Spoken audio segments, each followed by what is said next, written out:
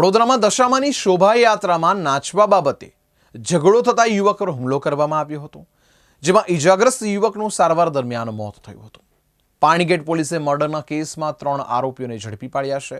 બનાવ સંદર્ભે ઝડપી પાડેલા 3 આરોપીઓના સગા સંબંધીઓએ પોલીસ કમિશનરને અમારા છોકરાઓ નિર્દોષ છે તેમ કહીને રજૂઆત કરી હતી. તો બીજી તરફ પોલીસ કહે છે સીસીટીવી ફૂટેજ ચકાસવામાં આવશે, સાથે સાથે પુરાવા સાથે સમગ્ર બનાવ સંદર્ભે તપાસ હાથ ધરવામાં આવશે.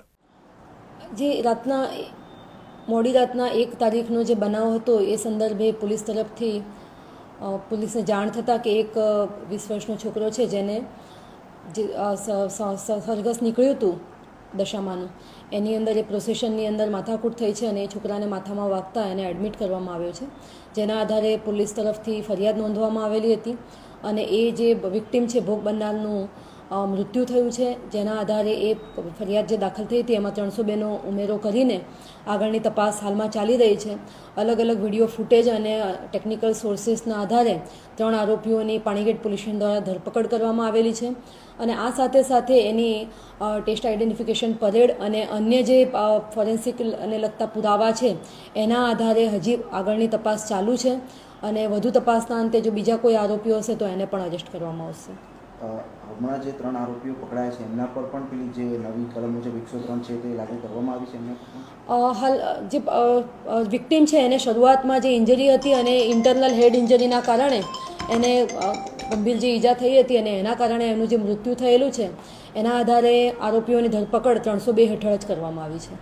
અને જે કંઈ સાક્ષી હતા અને એમના બધા અન્ય સાક્ષીઓના નિવેદન પણ જે બનાવ બન્યો એ વખતે જે હાજર હતા ગુનાવાળી જગ્યાના સ્થળે એમના પણ સ્વતંત્ર સાહેદોના પણ નિવેદન લેવામાં આવ્યા છે. સીસીટીવી કે એવું કોઈ પ્રાપ્ત થાય છે? અત્યારે જગ્યાના જે વિડીયો ઉતારતા હતા જે અન્ય લોકો એના વિડીયો ફૂટેજીસ પણ મેળવવામાં આવ્યા છે.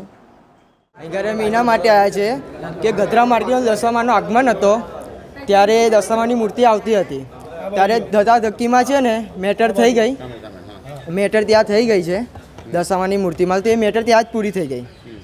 બરાબર છે. પછી ત્યાંથી મારા ભાઈ લોકો તે ડીજેમાં જ નાચતા હતા ને જે છોકરા જો મેટર થઈ પિયુષ ઠાકોર કરીને એ હમણાં છે નથી, એ તે આગળ ગયો પારસ સોસાયટી કને, પારસ સોસાયટી કને ગયો ત્યાં એની બીજી મેગત મારી થઈ. 15 થી 16 જણા એને મારવામાં આવ્યો છે ને એ ત્યાં જ થઈ ગઈ.